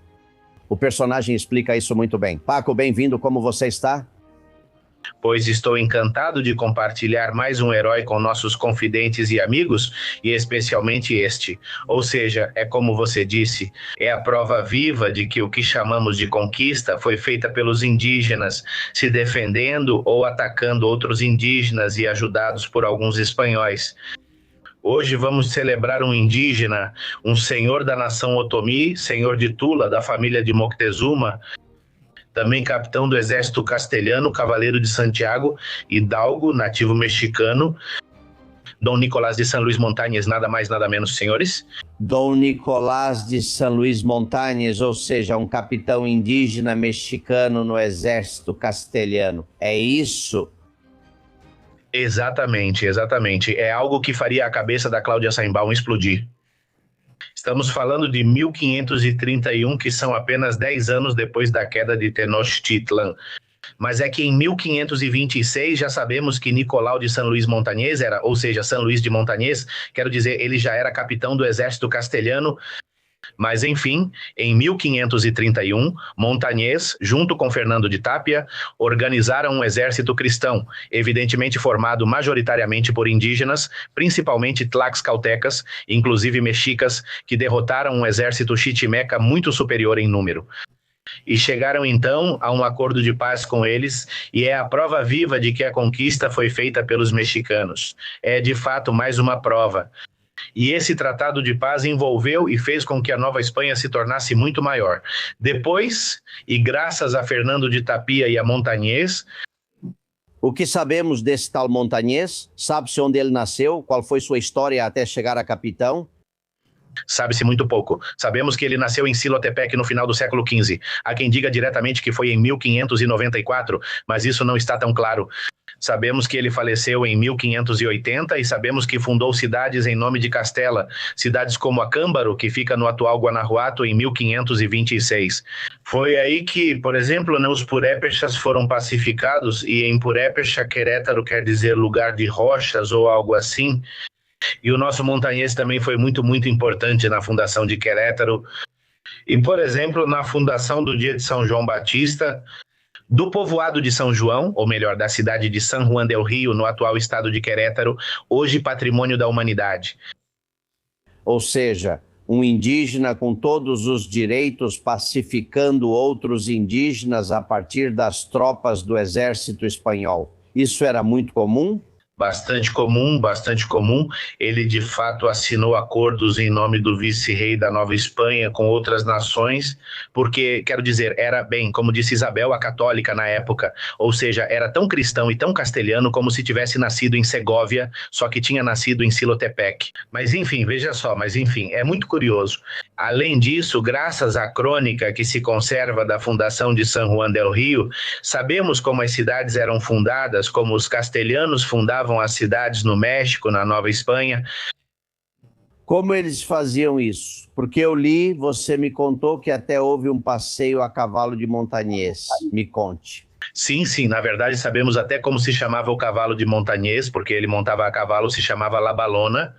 Veja, na fundação temos uma crônica que conta exatamente como foi, vou segui-la para não nos confundirmos. Primeiro celebravam uma missa, obviamente agradecendo, e depois o fiscal mor declarava formalmente a fundação e o nome da cidade, neste caso San Juan del Rio. Em seguida fizeram o passeio a cavalo pelas áreas.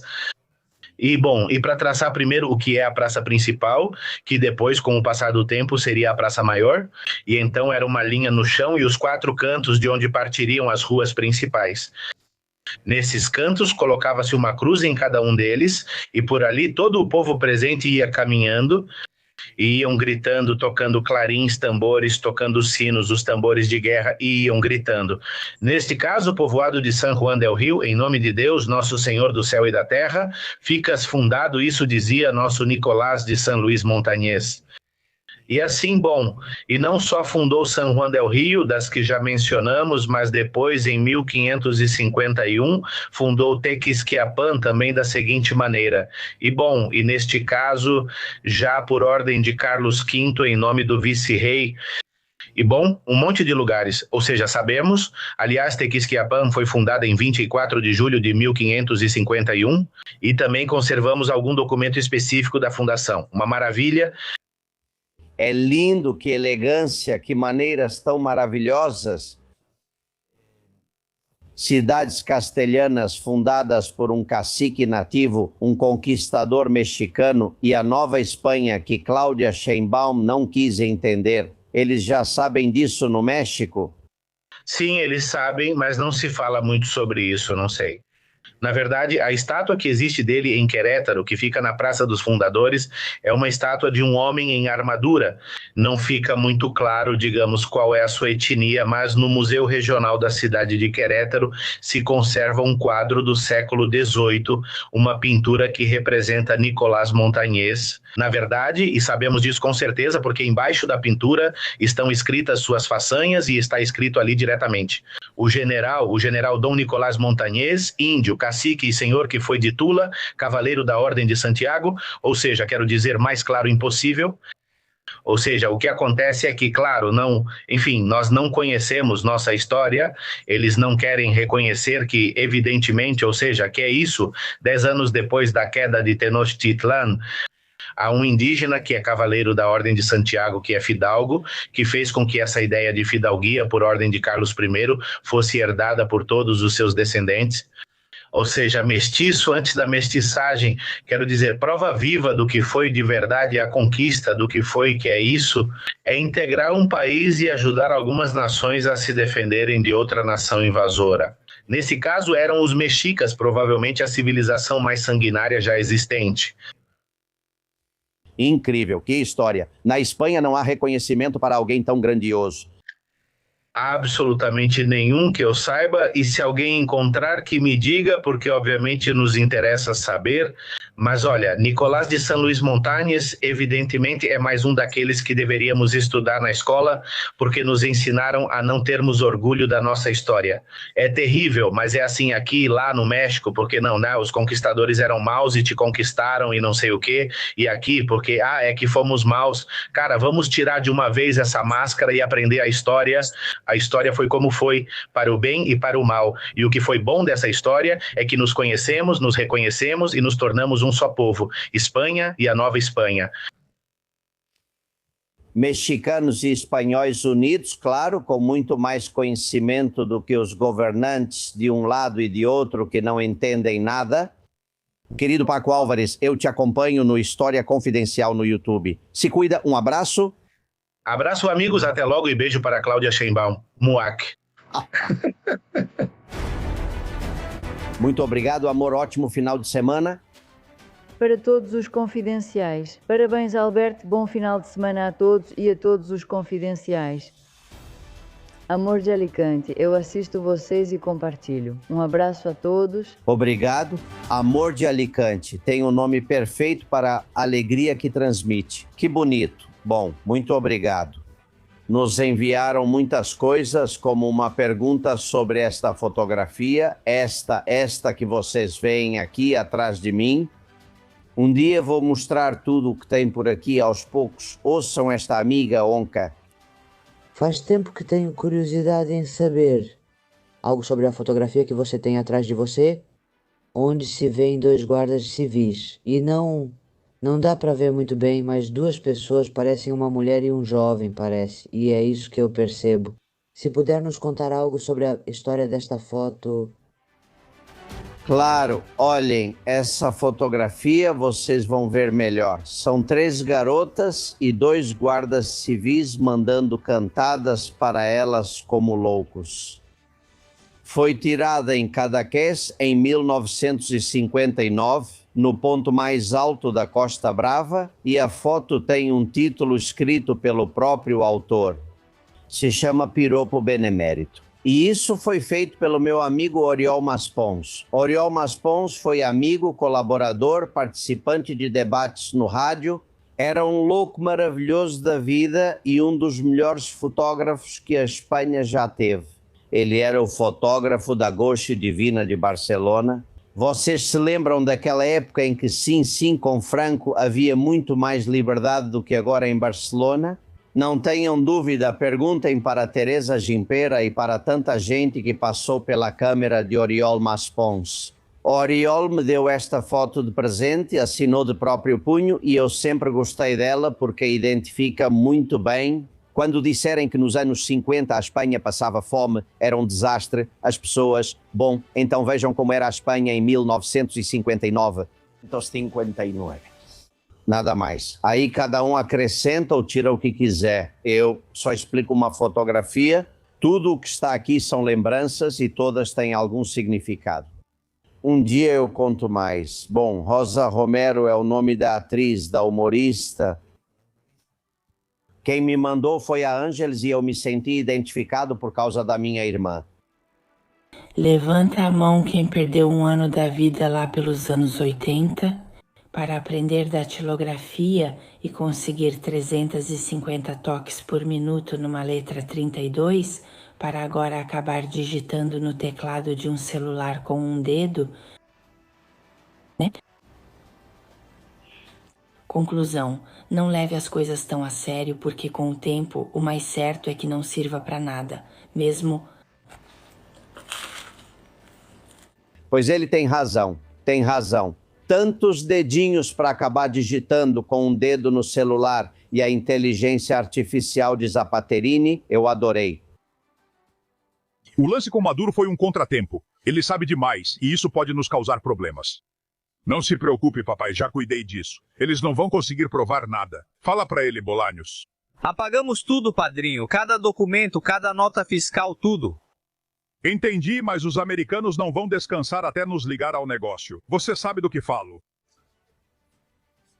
Internacionalmente estamos seguros, padrinho. Atuamos bem nesse meio e a ONU não permitirá que... Não seja ingênuo. Você acha que aquele da Casa Branca liga para a ONU? Os chineses nos apoiam porque prometemos fechar nossa indústria automobilística e comprar os carros elétricos deles. E ainda tem o trem.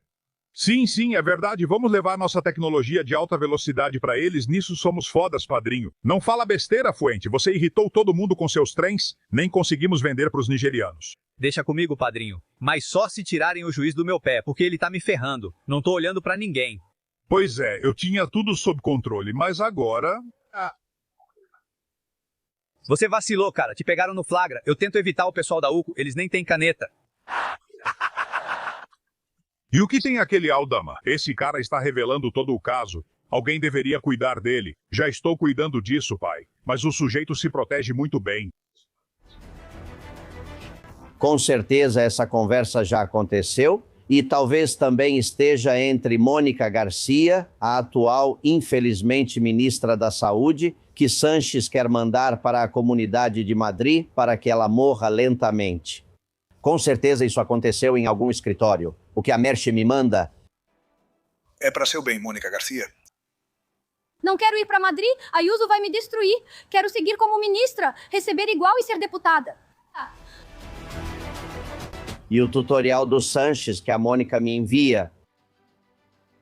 O que foi, socialistas? Bem-vindos a um novo tutorial no meu canal. Hoje vou ensinar do zero como chegar a presidente do governo. Primeiro, precisamos de 2 otários como esses dispostos a se dar mal por você.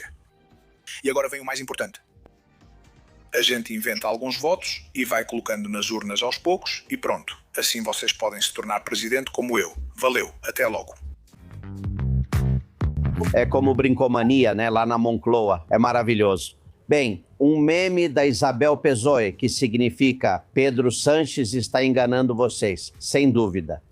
E para terminar, a xirigota. Me mandaram de todos os lados. Uma xirigota corajosa. Me disseram que se chama o Coro dos Mentirosos. Como Cádiz, ninguém tem esse talento para falar até da ETA como deve ser.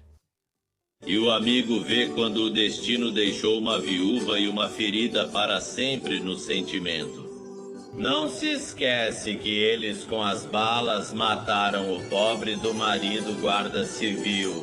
Maldita a porra da ETA e toda a sua gente lixo semeando morte só por ódio em nosso país. Ai, com o ai da raiva, quando vê com impotência os 5 dos seus mortos com cara de criminosos no Congresso. Ai, com o ai da raiva, a que sentimos ao vê-lo com seu salário ali sentado, os que foram assassinos e agora são deputados livres. Ai, com o ai, e a pobre velhinha se revira o estômago de sentir tanta impotência. E este país de merda caminha para a ruína, que não tem decência nem respeita os mortos. Este país de ladrões, traidores e vigaristas mantém um presidente. Por 5 malditos votos, por 5 malditos votos, 5 votos de sangue.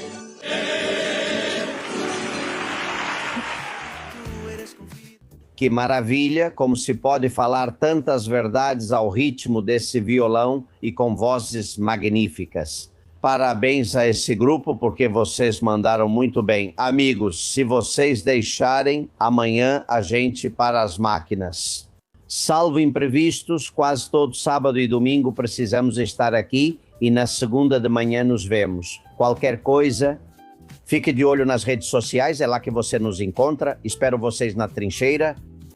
Yo lo sé, somos confidenciales, tú eres confidencial, yo soy confidencial,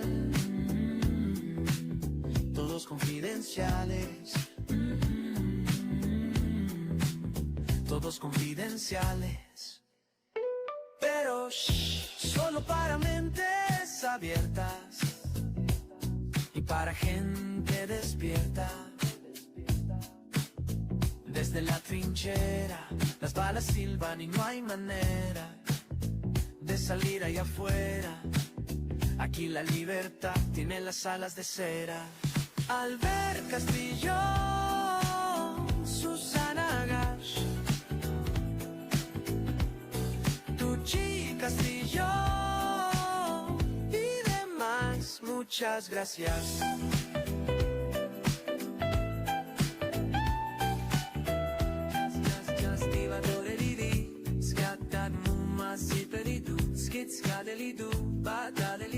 Con esto y un bizcocho, hasta mañana a las 8. Castillón Confidencial, de Albert Castillón.